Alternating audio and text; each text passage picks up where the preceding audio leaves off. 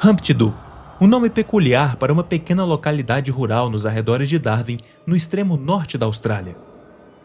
Em 1998, esse lugar tranquilo ganhou fama internacional como cenário de um dos casos paranormais mais intrigantes e perturbadores da história australiana. O que antes era apenas uma casa simples em meio à vegetação, tornou-se o epicentro de atividades inexplicáveis que deixaram várias pessoas perturbadas. Era uma residência modesta de 4 quartos, pintada de azul e cercada por uma cerca de arame. A princípio, nada diferenciava aquele lar de tantos outros no norte australiano. Porém, nos primeiros meses de 1998, esse local comum se transformou em palco de eventos extraordinários que viraram de cabeça para baixo a vida dos seus ocupantes. Objetos voadores, pedras caindo do teto e recados misteriosos deixados no chão foram apenas alguns dos eventos. Eu sou o Dionísio e hoje comentaremos sobre o misterioso poltergeist de Humpty-Doo, um caso que até hoje intriga pesquisadores e entusiastas do paranormal e cujo legado permanece vivo no imaginário popular australiano. Já te peço, por favor, que deixe um like para me ajudar na divulgação do vídeo e, se ainda não for inscrito, considere se inscrever. Eu tô sempre trazendo conteúdo misterioso por aqui. Enfim, sem mais delongas, vamos ao mistério.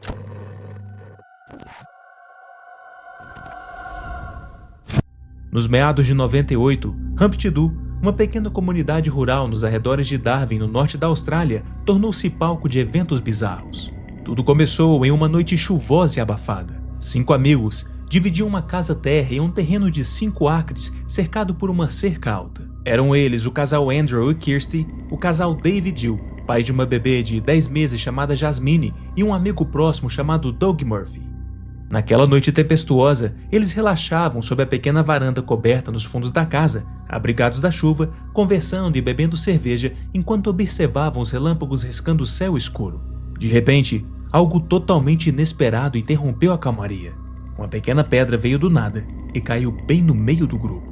Surpresos, os amigos mal tiveram tempo de reagir antes que outra pedrinha surgisse do nada e atingisse o chão perto deles. O susto inicial rapidamente deu lugar à certeza de que havia um invasor na propriedade atirando pedras. Murphy e os outros se levantaram num salto, gritando para desafiar o suposto intruso e correram sob a chuva pelo terreno encharcado. Vasculharam a entrada de cascalho, o quintal, cada canto escuro, iluminados apenas pelos relâmpagos, procurando por qualquer pessoa que pudesse estar arremessando as pedras. Contudo, não encontraram nenhuma alma viva. Ainda assim, as pedrinhas continuavam a ser lançadas de algum ponto invisível na escuridão, ricocheteando no telhado de zinco e rolando pela varanda. Molhados, irritados e intrigados, os 5 acabaram desistindo de encontrar o responsável e voltaram para dentro da casa, sem entender o que acabara de acontecer. Porém, os eventos estranhos estavam apenas começando. Já seguros dentro da casa, os moradores tentavam se recompor quando novas pedrinhas começaram a surgir dentro da sala de estar, caindo do teto, como se chovesse pedra sobre um céu invisível. Elas pareciam materializar-se sobre suas cabeças, pousando no chão, nos móveis e até acertando de leve alguns deles. Era como se essas pedrinhas atravessassem o forro, algo impossível, já que acima deles havia apenas o sótão e o telhado de metal. Desconcertados, os amigos notaram um detalhe ainda mais intrigante. Ao tocar nas pedras, perceberam que estavam completamente secas, apesar de terem vindo aparentemente de fora em meio à chuva. Somado a isso, elas estavam quentes, como se tivessem acabado de sair do sol. E mais, ao examinarem as pedrinhas, constataram que eram do mesmo tipo de seixo que cobria a entrada da garagem do terreno. De alguma forma, as pedras do quintal pareciam estar surgindo dentro de casa, ilesas pela chuva e aquecidas antes de cair aos seus pés. A essa altura, o espanto tomava conta de todos. Tentando encontrar alguma explicação lógica, eles imaginaram que talvez as pedras estivessem caindo através do sótão. Decidiram então subir uma escada até a portinhola do cômodo para inspecionar. Assim que Andrew empurrou a escotilha para subir, foi surpreendido por uma cascata de pedrinhas que despencou em seu rosto, como se alguém houvesse acabado de despejá-las lá em cima. Porém, ao iluminar o interior do sótão escuro, não encontraram nada de anormal no lugar. Nas horas e dias que se seguiram, a casa se transformou num cenário de caos intermitente. Além das pedras, outros objetos domésticos passaram a voar ou aparecer repentinamente nos cômodos, muitas vezes lançados com força suficiente para quebrar coisas. Ferramentas atravessavam a sala pelo ar, pilhas surgiam caindo do teto, cacos de vidro voavam e se espatifavam nas paredes sem ninguém por perto. Nenhum deles via de onde objetos partiam, era como se fossem arremessados por um agente invisível dentro da casa.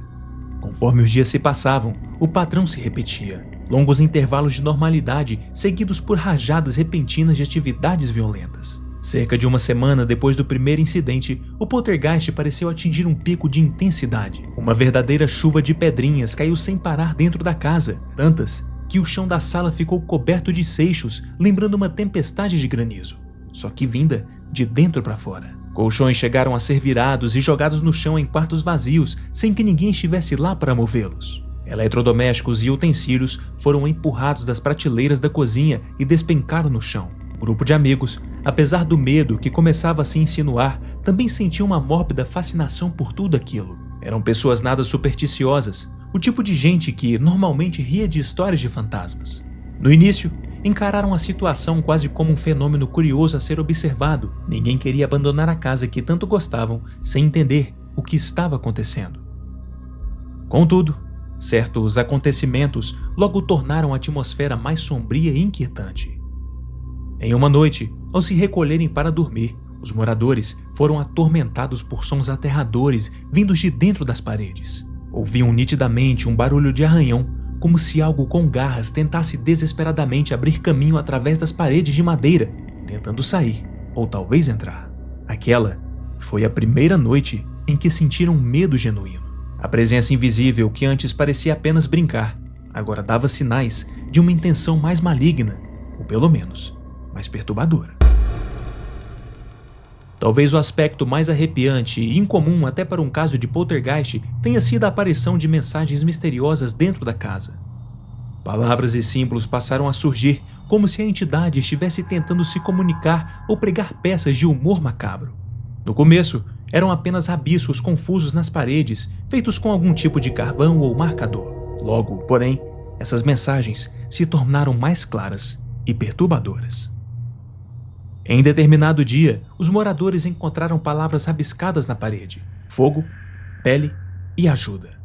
Outra vez, no piso do banheiro, alguém descobriu a palavra carro, cuidadosamente soletrada com pequenas pedras. Não havia explicação para quem poderia ter escrito ou montado aquilo. Todos os membros da casa negavam veementemente qualquer farsa e não faria sentido brincarem cruelmente com a memória que aquelas palavras evocavam.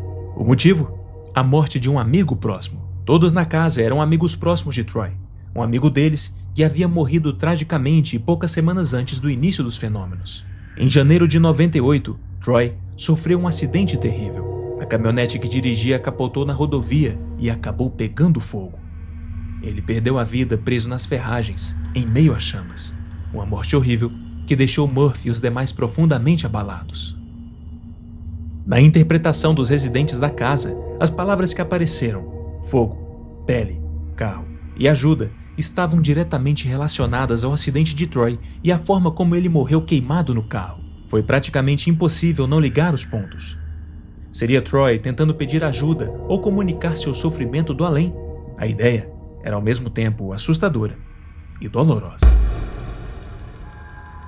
A princípio, os amigos recorreram à igreja local. Embora nenhum deles fosse particularmente religioso, parecia sensato pedir ajuda de um padre diante de algo que lembrava histórias de assombração. O primeiro a atendê-los foi o padre Steven, da paróquia de Santa Maria em Darwin. Assim que ele cruzou a porta da casa, foi recebido de forma nada comum. Uma faca de cozinha voou em sua direção, rente ao peito do sacerdote. A lâmina pareceu parar no ar por um instante, a poucos centímetros dele, e então caiu no chão, aos seus pés. O padre, impressionado, percorreu a casa enquanto objetos continuavam a se mover sem explicação. Após a inusitada recepção, o padre Steven não duvidou da seriedade do caso. Ele descartou a hipótese de histeria coletiva ou brincadeira, pois viu com os próprios olhos eventos que ninguém presente poderia ter falsificado tão rapidamente. Ele, na verdade, tinha sua própria teoria espiritual. Acreditava que algum dos moradores poderia ser uma espécie de médium natural, mesmo sem o saber, atraindo a entidade para perto de si. Em outras palavras, o fenômeno teria grudado naquela pessoa sensitiva. Isso significava que simplesmente mudar de casa talvez não resolvesse, o espírito seguiria o médium onde ele fosse. O sacerdote realizou então orações e rituais de bênção pelo ambiente. Seu objetivo era amarrar espiritualmente a entidade maligna, impedindo-a de causar danos. Ele avisou, contudo, que se de fato se tratasse de um poltergeist, a interferência religiosa talvez não surtisse muito efeito. Casos assim, raramente se resolviam só com rezas, segundo ele. Após a visita e as preces do padre, o lar finalmente teve um pequeno alívio. Por cerca de 3 dias, não ocorreu nada de estranho. Infelizmente, ao fim desse breve intervalo de paz, a atividade voltou com força total. Objetos voltaram a voar, pedras a chover, e a presença permanecia ali, desafiadora. O próximo a tentar ajudar foi o padre da própria comunidade de Humpty-Doo, o padre Tom English. Ele visitou a casa diversas vezes, determinado a expulsar o que quer que estivesse incomodando seus paroquianos, embora admitisse que isso não é o tipo de coisa para a qual o seminário nos prepara. Logo na sua primeira visita, um cartucho de espingarda voou de dentro de um quarto vazio diretamente na sua direção, batendo na parede. Para ele, soava quase como uma ameaça velada, uma forma da entidade dizer que ele não era bem-vindo. Apesar do estranhamento, o padre não recuou. Ele conduziu uma bênção tradicional na casa, borrifando água benta em cada cômodo e rezando, na esperança de acalmar os ânimos sobrenaturais. O efeito, porém, foi totalmente o oposto do desejado. A entidade pareceu se enfurecer ainda mais. Durante uma das visitas subsequentes, enquanto o padre Tom orava, diversos objetos começaram a voar simultaneamente. Um frasco de remédio foi arremessado com violência e por pouco não atingiu a cabeça do padre quando ele se preparava para ir embora. Diante disso, o sacerdote deixou com os moradores alguns itens sagrados: uma cruz, um exemplar da Bíblia e um vidrinho de água benta, os instruindo a manter a fé enquanto ele pensaria em um plano alternativo. Naquela noite, contudo, a resposta do poltergeist foi alarmante. Uma das janelas da casa estourou sozinha, estilhaçando vidros pela sala. Os moradores correram para ver o que aconteceu e encontraram a cruz e a Bíblia jogadas no chão, como se tivessem sido derrubadas ou arremessadas por mãos invisíveis. O pequeno frasco de água benta deixado pelo padre estava trincado, vazando seu conteúdo pela estante. Depois disso, os moradores perceberam um padrão. Toda vez que alguém começava a recitar ou ler versículos da Bíblia em voz alta dentro da casa, alguma manifestação violenta ocorria logo em seguida. A essa altura, o padre Tom encontrava-se de mãos atadas, sem saber mais como o ajudar com os métodos tradicionais. A terceira e última investida religiosa veio de outra denominação. Um padre ortodoxo grego foi chamado, talvez na esperança de que um ritual diferente pudesse surtir efeito. Esse padre chegou disposto a realizar um exorcismo completo. Montou um pequeno altar sobre a mesa da cozinha com velas e ícones e percorreu todos os espaços do lar, entoando preces em grego antigo, abençoando cada ambiente. Os moradores o seguiram, apreensivos, mas esperançosos. Inicialmente, o ritual transcorreu pacífico, mas não demorou para o invisível reagir. Ao entrar em um dos quartos e iniciar as bênçãos, o sacerdote sentiu com a força súbita puxar a Bíblia das mãos dele. Os presentes testemunharam aquela cena assombrados. A Bíblia parecia estar sendo agarrada por alguém invisível que tentava arrancá-la das mãos do padre com violência. O padre resistiu, segurando firme, mas seu braço foi torcido para trás por uma força que ninguém conseguia ver. Em pouco tempo, o homem já idoso começou a se sentir fraco. Tremendo e exausto, teve de interromper o exorcismo. Abatido, admitiu jamais ter enfrentado algo parecido em todos os seus anos de clero. Novamente, a conclusão era desanimadora. A abordagem espiritual tradicional falhou em conter o fenômeno. A entidade de Humpty-Doo não se deixava expulsar facilmente. Sem que os moradores soubessem, rumores do poltergeist já começavam a circular pela comunidade. Após cerca de 7 semanas lidando com aqueles eventos inexplicáveis, a história vazou para a imprensa local. Em 27 de março de 98, o pequeno jornal Litchfield Times tomou conhecimento do caso e enviou pessoas para conferir. O editor, Jack Eddies, junto com 2 repórteres, foi recebido na casa de Humpty-Doo. Assim que chegaram, antes mesmo de se acomodarem, ouviram um barulho vindo de cima, uma espécie de chacoalhar no teto. De repente, sem aviso, foram atingidos por pedrinhas que caíram do nada. Jack Eddies relatou que, naquele momento, todos os moradores estavam na sua frente, visíveis, e nenhuma outra pessoa estava presente. Não havia explicação normal para as pedras que os atingiram dentro da sala. Poucos minutos depois, o fenômeno se repetiu como se para reforçar o ponto. Convencido de que algo inusitado ocorria ali, Jack publicou uma matéria contando a história estranha na casa assombrada de Humpty Doo. A notícia chamou a atenção de muita gente, inclusive de programas de rádio. O próprio Padre Tom, empolgado e sobretudo perturbado com o que testemunhou, deu uma entrevista a uma rádio local contando sobre suas experiências com o poltergeist, inclusive mencionando os objetos voadores e o cartucho de bala, que quase o acertou. Isso serviu para atrair ainda mais os olhares curiosos. Em questão de dias, diversos veículos de mídia passaram a contatar os moradores interessados em cobrir o fenômeno. Diante dessa avalanche de curiosidade, os amigos decidiram que seria melhor permitir apenas uma equipe de televisão para documentar o caso. Eles então fecharam um acordo de exclusividade com o programa Today Tonight, da rede Channel 7, um popular telejornal australiano de caráter mais sensacionalista. Pelo acordo, a equipe de jornalistas poderia passar um período na casa filmando tudo, sem que outras equipes competidoras os perturbassem, e os moradores receberiam uma pequena compensação pela colaboração. O dinheiro, porém, não era a motivação principal. Segundo eles, queriam mesmo era se livrar do assédio constante da imprensa e ter ajuda profissional para captar evidências do poltergeist. No dia 4 de abril de 98, chegou à casa a equipe do Channel 7 liderada pelo produtor Greg Quayle. Junto dele, vieram um repórter e mais 4 cameramen experientes. Inicialmente, a atitude da equipe era cética.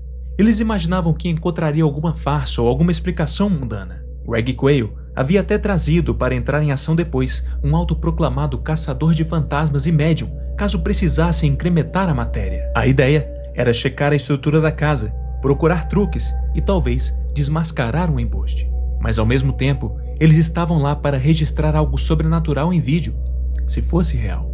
Quase que imediatamente, os jornalistas e cameramen tiveram uma surpresa. Dentro das primeiras horas, objetos começaram a se mover e voar, mesmo com toda a equipe de olho. Tesouras voaram da cozinha para a sala, pedras caíam junto deles, cacos de vidro estouravam contra as paredes. Uma chuva de pequenas balas de revólver, que ninguém sabe de onde vieram, caiu do teto em certo momento. Colchões que eles mesmos recolocaram em ordem foram novamente encontrados escorados contra as paredes minutos depois, como se o poltergeist quisesse mostrar que mandava no território. Em resumo, nos 5 dias que passaram ali, os profissionais da mídia presenciaram praticamente tudo que os moradores vinham relatando por semanas. Greg Quayle, que chegou rindo da ideia de fantasmas, logo sentiu seu ceticismo vacilar. Ele confessou que, depois de meras 2 horas dentro da casa, sua descrença foi por água abaixo. Segundo ele, era difícil manter a postura cética enquanto tentava desviar de tesouras voadoras e ver pedras materializando-se no ar. Toda a equipe estava impressionada e, ao mesmo tempo, frustrada. Apesar de verem com os próprios olhos inúmeros fenômenos, nenhuma câmera conseguia flagrar claramente o momento exato em que ocorriam. Parecia uma piada de mau gosto do destino ou do próprio poltergeist. Havia até 7 câmeras rodando em alguns momentos, cobrindo ângulos diversos, e ainda assim, o fenômeno conseguia acontecer nos pontos cegos. Quando filmavam a cozinha, algo caía na sala. Quando apontavam para o corredor, era no quarto que acontecia. Se deixassem as câmeras paradas gravando, nada ocorria até a bateria acabar, e assim por diante. Em 100 horas de filmagem total, obtiveram apenas um único registro válido, um frasco que escorregou e voou da bancada da cozinha para o chão. A despeito dos fenômenos testemunhados, a falta de provas contundentes em vídeo começou a gerar tensão. Começaram a suspeitar que tudo aquilo poderia ser armação dos moradores, se aproveitando dos momentos de distração. Para tirar a prova, a equipe de TV passou a monitorar os próprios residentes quase tanto quanto os cantos da casa. Greg Quayle fez questão de manter sempre alguém de olho em cada morador quando possível, buscando quaisquer sinais de trapaça. Em particular, eles observaram bastante Kirsty, já que ela estava presente na casa durante a maior parte do tempo. Porém, mesmo com toda essa vigilância, nenhum comportamento suspeito foi flagrado durante os episódios ativos. Muitas vezes, coisas aconteciam quando todos os moradores estavam claramente à vista dos jornalistas ou até fora de casa. Em um experimento, Quayle e sua equipe tentaram eliminar completamente a presença humana para testar o fenômeno. Um certo dia, pediram que Kirsty, a única que estaria em casa naquele horário, se mantivesse afastada e trancaram a casa vazia, deixando câmeras rodando sozinhas nos cômodos. O objetivo era ver se algo acontecia sem ninguém por perto, o que descartaria de vez a hipótese de truques humanos. Durante algumas horas, as câmeras gravaram a casa silenciosa e vazia, e, de fato, nada aconteceu enquanto todos estavam ausentes. Contudo, assim que os técnicos retornaram para trocar as baterias, foram recebidos novamente por estrondos. Ao entrar, encontraram novas mensagens rabiscadas e escritas no chão, frases enigmáticas como "No cameras", "No TV" e "Pig camera". Era como se o poltergeist estivesse deixando recados provocativos. Sem câmeras, sem TV, câmeras porcas, dando a entender que não queria ser filmado. Aquilo deixou a equipe desconcertada. Quem, além do próprio fenômeno, poderia ter escrito aquilo se a casa estava trancada e vazia? Ainda assim, o pessoal da televisão precisava de algo concreto para seu programa e a pressão só aumentava. No quinto dia de filmagens, com horas e horas de fita gravada e quase nada aproveitável visualmente, os ânimos estavam à flor da pele. Os moradores, já cansados e irritados, sentiram que a equipe mais os observava como suspeitos do que os ajudava de fato. Murphy chegou a xingar os repórteres, chamando-os de abutres e dizendo que não precisava de gente ali apenas para assistir a desgraça alheia. Ele queria a solução e não o espetáculo. Greg Quayle, então, resolveu acionar o seu trunfo. Steve Bishop, o tal caçador de fantasmas que ele mantinha de prontidão, foi chamado à casa no dia 7 de abril. Bishop, um paranormal de estilo Nova Era, chegou cheio de cerimônia, falando sobre energias perturbadoras, aura opressiva, dizendo que aquela terra estava morta e que nunca sentiu um caso tão extremo. Munido de pêndulos e entoando frases sobre realinhar energias, ele percorreu a casa. Não surpreende que as intervenções de Bishop não tenham surtido efeito algum.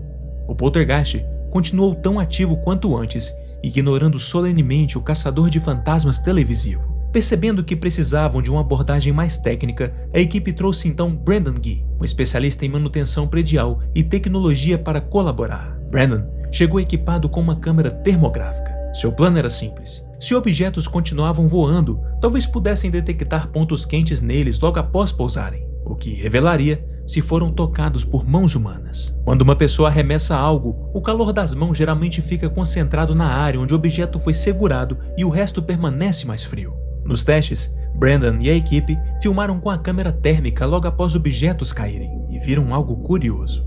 Todos os objetos recém-arremessados apareciam quentes por inteiro, de maneira uniforme, ou seja, não se via pontos localizados de calor que indicassem o contato de mãos em uma extremidade ou outra. Aquilo coincidiu com o que os moradores já tinham comentado sobre as pedrinhas estarem mornas ao toque. Especialistas teorizaram que, para fraudar esse efeito, os moradores teriam que pré-aquecer os objetos, talvez no forno ou micro-ondas, antes de jogá-los, o que seria bastante impraticável sob vigilância constante. Nada naquilo fazia muito sentido. Após quase uma semana imersos naquela loucura, os membros da equipe estavam convencidos de que algo estranho e genuíno ocorria, ainda que não soubessem explicar o que. Quando finalmente deixaram a casa, em 9 de abril de 98, todos estavam visivelmente abalados e exaustos, ainda que frustrados por não terem capturado a entidade de maneira definitiva. De volta a Sydney, na sede da emissora, eles apresentaram o material coletado a seus chefes. Apesar da escassez de evidências visuais, o impacto emocional sobre a equipe era evidente. Todos os 5 profissionais relataram que acreditavam ter testemunhado eventos autênticos, inexplicáveis, pelas leis naturais. Contudo, a história com a TV não terminou aí. Antes de o programa ser editado e ir ao ar, surgiu uma reviravolta. Em uma das filmagens, é possível ver um objeto sendo jogado por cima do ombro de um dos cameramen. Em seguida, Jill aparece no outro cômodo, perguntando que barulho era aquele. Esse trecho passou a ser analisado com lupa pelos produtores do programa. A cena mostrava a porta de um quarto, e no canto direito do quadro havia um armário cuja superfície refletia parte do ambiente. Na filmagem, se vê um dos moradores, que acreditaram ser Kirsty, e um cameraman refletidos de leve nesse armário. No momento em que o objeto voador cruza o campo de visão, nota-se um movimento no reflexo, algo que, para alguns editores, pareceu o braço de Kirsty se mexendo. A interpretação foi imediata. Poderia ser ela tirando o objeto naquele instante, numa tentativa de forjar o evento? Quando os executivos souberam dessa suspeita, a postura do programa mudou bruscamente. Se houvesse a chance de ser um truque deliberado, eles preferiam desmascarar o embuste do que apresentar a história como fenômeno real e depois acabarem sendo ridicularizados. Produtores do programa começaram a questionar insistentemente os moradores por telefone, exigindo explicações sobre a tal filmagem suspeita. Confrontada, Kirsty inicialmente admitiu ter jogado um objeto para que acreditassem nela. Teria sido um ato de desespero, segundo ela, numa tentativa de produzir uma evidência concreta e não passar por mentirosa. Contudo, no dia seguinte, ela voltou atrás e negou tudo, talvez temendo a repercussão daquela admissão. Fato é que a confiança entre a equipe de TV e os moradores se rompeu completamente. Sentindo-se traídos, os residentes encerraram a colaboração e não deram mais nenhuma entrevista. E com isso, na visão da mídia nacional, o caso estava encerrado, mas uma farsa exposta. Diante de semanas de terror e expectativa, os moradores se viram pintados como mero trapaceiros que enganaram jornalistas. Muitos acharam que, a partir daquele momento, a história acabaria ali, mas não foi bem assim. Ainda havia investigadores independentes interessados em descobrir a verdade por trás do poltergeist, e a própria entidade não parecia pronta para ir embora tão depressa. Enquanto a controvérsia fervilhava na TV, 2 homens acompanhavam tudo com ceticismo. Não o fenômeno, mas sim a investigação da mídia. Eram eles Tony Healy e Paul Cropper, renomados pesquisadores australianos de fenômenos paranormais e folclore. Os dois estavam, na época, levantando diversos casos de poltergeists históricos na Austrália para escrever um livro. Ao ouvir a entrevista animada do Padre Tom no rádio e ler as matérias iniciais, eles se interessaram pelo caso de Humpty Doo imediatamente. Entretanto, a dupla foi impedida de visitar a casa por algum tempo devido ao contrato de exclusividade que os moradores tinham com a equipe de TV. Assim, eles apenas acompanharam de longe o desenrolar pela televisão. Quando viram quão rapidamente o programa Today Tonight se apressou em declarar o caso como uma fraude, Healy e Cropper ficaram intrigados e desconfiados. Para eles, o tratamento dado pelo programa havia sido sensacionalista e apressado. Afinal, durante a maior parte da série de reportagens, a própria equipe de TV parecia convencida de que algo real ocorria, apenas para, no fim, darem meia volta abruptamente, apoiados em uma evidência bem questionável. Os pesquisadores suspeitavam que a investigação televisiva deixou muitas pontas soltas e, possivelmente, não fez justiça aos moradores. Assim que o período de exclusividade expirou, eles finalmente chegaram a Humpty Doo para uma visita. Com os nervos ainda à flor da pele após a traição da TV, os moradores inicialmente os receberam de braços cruzados. Andrew e Murphy, especialmente, estavam ressentidos e pouco dispostos a reviver tudo com mais estranhos. Healy e Cropper precisaram ganhar a confiança do grupo, e fizeram isso mostrando conhecimento. Eles mencionaram outros casos de poltergeist australianos e explicaram que não estavam lá para julgá-los, mas sim para comparar padrões e ajudar a documentar o fenômeno de forma séria. Essa declaração pareceu aliviar a tensão. Logo, os residentes perceberam que aqueles 2 pesquisadores não eram caçadores de fama, eram estudiosos dispostos a ouvir e talvez oferecer explicações. Com isso, as barreiras baixaram e a conversa fluiu. Os investigadores descobriram detalhes importantes. Os moradores esclareceram que Kirsty jamais confessou fraude de verdade. Ela apenas admitiu só para se livrar do assédio telefônico de Quayle. Kirsty ainda alegou que, no exato momento em que o objeto voou, estava atrás do cameraman, sacudindo as roupinhas da bebê para dobrá-las, e que seu gesto coincidiu de forma infeliz com o acontecimento. Healy e Cropper, embora acreditando na boa-fé dela, decidiram adotar uma postura prudente. Manteriam um olhar atento sobre Kirsty durante seu tempo ali, pois admitiam que, gostassem ou não, aquela evidência plantou a possibilidade de alguma encenação isolada. Eles não descartavam que o poltergeist pudesse ser real e, ao mesmo tempo, alguém pudesse ter tentado dar uma mãozinha para a câmera no momento de frustração. Enquanto conversavam com o grupo, os pesquisadores levantaram outras informações intrigantes. Incidentes estranhos já haviam ocorrido com Andrew e Kirsty no passado, antes de morarem em Humpty Doo. O casal revelou que, na casa anterior em que viveram, ocasionalmente pequenas pedras eram atiradas pela porta da frente aberta, caindo dentro de casa. Na época, eles presumiram que moleques da vizinhança estivessem fazendo isso por brincadeira. Depois, em outra residência que moraram brevemente, notaram que objetos pessoais sumiam de lugar e depois reapareciam em posições estranhas. Na ocasião, acharam que estavam apenas esquecendo as coisas, mas agora, à luz do que enfrentavam, esses eventos pretéritos pareciam se encaixar no mesmo padrão. Ou seja, Tony Healy e Paul Cropper desconfiaram que o fenômeno poderia estar seguindo Andrew e Kirsty de alguma maneira, antes mesmo de Humpty Doo.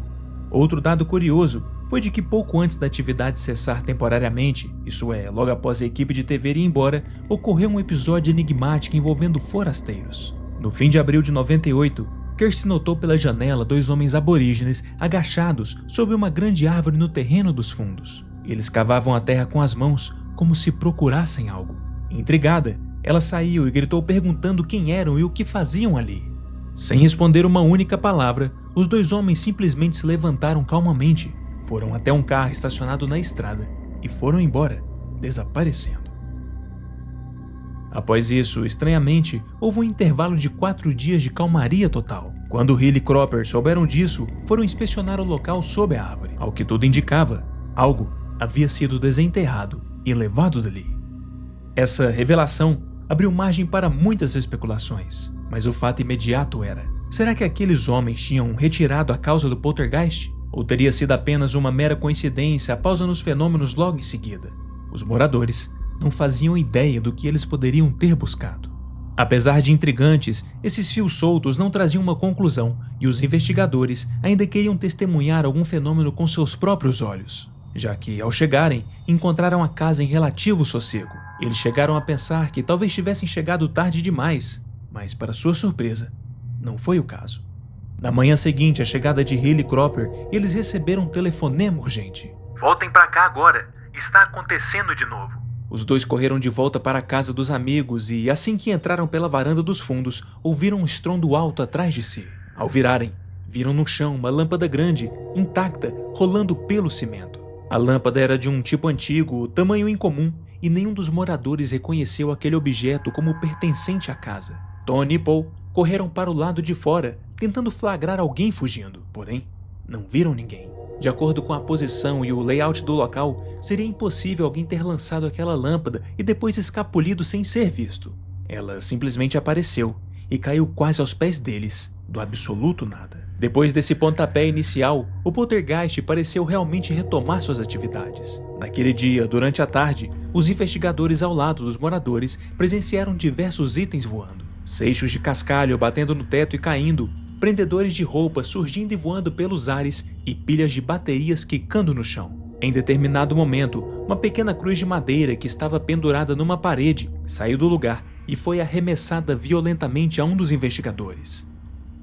O segundo dia de Tony e Paul na casa foi igualmente agitado. Um chuvisco de pedrinhas caindo do forro recomeçou em vários momentos. Os investigadores anotaram cuidadosamente que, quando certos objetos voavam, todos os moradores estavam à vista e não havia ninguém próximo ao local de origem do objeto. Em um caso, um grande fragmento de vidro de cerca de 10 centímetros atravessou o cômodo e se estilhaçou na mesa instantes depois de Tony entrar na cozinha. A origem daquele caco permaneceu desconhecida. Não havia nenhuma janela recém-quebrada nem copos faltando. Diante de tantos riscos, como vidro quebrado e lâminas voando, Tony e Paul perguntaram aos moradores algo que muita gente provavelmente se questionou: por que ficar naquela casa, especialmente com o bebê? Os moradores responderam que, apesar do pânico ocasional, tinham notado que nenhum mal acontecia a bebê. Jasmine era quase invisível para o poltergeist. O quarto dela jamais foi bagunçado, nenhum brinquedo ou berço movido, nada lançado diretamente contra ela. Para eles, parecia haver uma estranha proteção ou inocência em torno da criança que até a entidade respeitava. Isso os tranquilizava o suficiente para seguir em frente, além do fato de não terem opção financeira fácil para sair dali de repente. Enquanto isso, Andrew, um dos moradores, tinha desenvolvido uma teoria prática de como provocar o poltergeist a se manifestar quando desejado. Era sua maneira de cutucar a fera para que mostrasse serviço aos visitantes. Durante a estadia de Hill e Cropper, Andrew fez isso algumas vezes e funcionou. Numa dessas provocações, minutos após ele começar a entoar versículos, um projétil atravessou a cozinha. Era mais um cartucho de bala, saltando sabe-se de lá onde. Em seguida, um copo de vidro voou e se estilhaçou na parede. Se havia alguma calmaria, ela logo acabava quando Andrew lia a Bíblia, algo que o poltergeist parecia não tolerar de maneira alguma. Em outro momento, uma pilha zuniu no ar, passando perto da cabeça da bebê, o que finalmente fez os moradores também se alarmarem de verdade. Aquela quase atingiu a menina, ainda que ela não tenha se machucado. Esse incidente específico foi o ponto de virada para eles. Se antes ainda provocavam o poltergeist por curiosidade, agora sentiram que estavam brincando com algo perigoso e poderiam se arrepender. Decidiram então cessar as provocações e pediram a Tony e Paul que não instigassem mais o fenômeno e que encerrassem por ali a investigação, pois temiam que as coisas saíssem do controle. Nos dias seguintes, a intensidade reduziu novamente, possivelmente graças à ausência de estímulos. Os investigadores haviam coletado relatos, presenciado o fenômeno e entrevistado diversas testemunhas locais. Ao final da estadia, os dois tinham material suficiente para seu estudo e, compreendendo o desgaste dos moradores, concluíram sua visita. Relatos dos moradores indicam que os fenômenos continuaram ocorrendo esporadicamente por mais algum tempo naquele ano de 98. Eles aprenderam a conviver com o inexplicável, adotando uma espécie de resignação estoica. Quando as manifestações ocorriam, limpavam a bagunça e consertavam os danos, inclusive bancaram do próprio bolso todos os reparos, já que o proprietário da casa tentou despejá-los por destruição da propriedade. Com o passar dos meses, talvez pelo desgaste emocional ou quem sabe por alguma mudança de circunstância, o poltergeist foi rareando até aparentemente cessar de vez. Eventualmente, já sem esperança de resolver o mistério, os dois casais se mudaram da famosa casa de Humpty-Doo e seguiram caminhos separados. A casa voltou a ficar vazia e quieta. Kirsty e Andrew afirmaram que nunca mais experimentaram nada de paranormal desde que saíram dali. Dave, Jill e Murphy também não relataram mais pedrinhas caindo ou facas voando em suas novas residências. Era como se o fenômeno tivesse ficado preso àquele lugar, ou talvez àquela circunstância específica. O debate sobre a veracidade do caso se tornou quase um telefone sem fio em fóruns e jornais. Há quem jure ser genuíno, há quem desdenhe como farsa elaborada. Até hoje, ninguém conseguiu apresentar provas definitivas nem de um lado nem do outro. Ficamos, portanto, diante de um caso controverso, porém extremamente interessante, que levanta várias questões. Diante de tantos eventos inexplicáveis, várias teorias emergiram para tentar explicar o que poderia estar por trás do poltergeist de Humpty-Doo. Uma teoria bastante adotada por parapsicólogos sugere que poltergeists não são exatamente espíritos de pessoas mortas, mas sim manifestações de energia psíquica involuntária gerada por uma pessoa viva presente no local. Ou seja, algum membro da casa, geralmente alguém passando por forte estresse emocional, seria o foco inconsciente que causa os fenômenos, através de uma forma desconhecida de telecinesia. Nesse caso, os moradores se perguntavam: quem poderia ser esse agente? Kirsty foi considerada uma candidata, já que estava na casa quase o tempo todo e parecia estar presente em muitos acontecimentos. Poderia ela, sem querer, estar movendo objetos com a sua mente? Murphy também chamou atenção. Ele era descrito como cheio de raiva, devastado pela perda do amigo Troy. Murphy carregava uma carga enorme de energia emocional negativa, tristeza, frustração e fúria. Em vários casos de poltergeist, fala-se que energias assim podem alimentar fenômenos psicocinéticos. Talvez Murphy estivesse, sem saber, canalizando a sua dor e ira para os objetos à sua volta voarem. Se essa hipótese for verdadeira, explicaria por que nada mais aconteceu depois que o grupo se desfez e deixou a casa. Ao se separarem, quebrou-se o foco da energia que alimentava o poltergeist. Por outro lado, se era um deles o responsável inconsciente, por que só naquela casa as manifestações foram tão intensas? Relembremos que Andrew e Kirsty relataram pequenas ocorrências em casas anteriores, o que pode indicar que algo já os rondava. Talvez a junção de todos ali, somado com o trauma da morte de Troy, tenha criado a tempestade perfeita para desencadear o poltergeist. Uma outra teoria chegou a cogitar que o espírito de Troy estaria tentando se comunicar. As palavras fogo, pele, carro e ajuda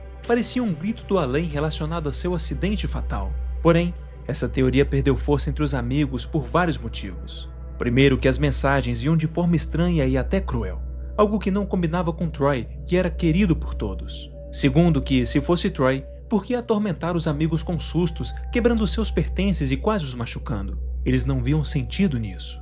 E, por fim, após Murphy xingar e mandar a entidade parar de fingir ser Troy, as referências cessaram. Se fosse realmente o espírito de Troy, será que ele simplesmente obedeceria e mudaria de assunto? Parece improvável. Ainda assim, não faltou quem especulasse que talvez Troy estivesse preso entre mundos, confuso, manifestando a sua agonia daquela forma caótica. Mas os envolvidos preferiram acreditar que não era ele, pensando até ser alguma entidade maliciosa se passando pelo amigo para manipular suas emoções.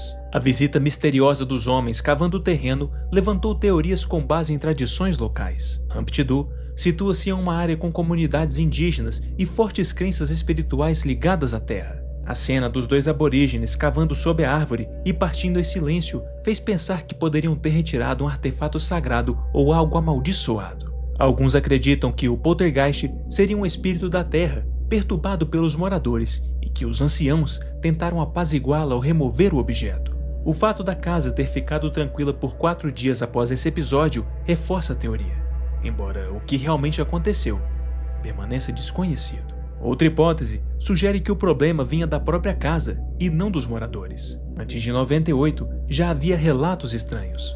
A faxineira disse que o local tinha uma atmosfera horrível, com cômodos frios e portas que se moviam sozinhas. Curiosamente, o dono do imóvel se recusava a viver ali, preferindo uma casa menor e simples, e nunca comentou o motivo publicamente. Esses indícios levantam a possibilidade de que o local abrigasse uma presença latente que teria despertado com a chegada dos 5 amigos e o impacto da morte de Troy. E, naturalmente, há a hipótese de que tudo tenha sido uma armação elaborada por parte, ou totalidade, dos residentes da casa. Os céticos afirmam que não há provas concretas de atividade paranormal no caso, apenas relatos testemunhais e gravações sem valor conclusivo. Nenhum evento foi registrado de forma clara e, embora em 98 já existissem câmeras em abundância, o poltergeist nunca chegou a ser capturado em vídeo.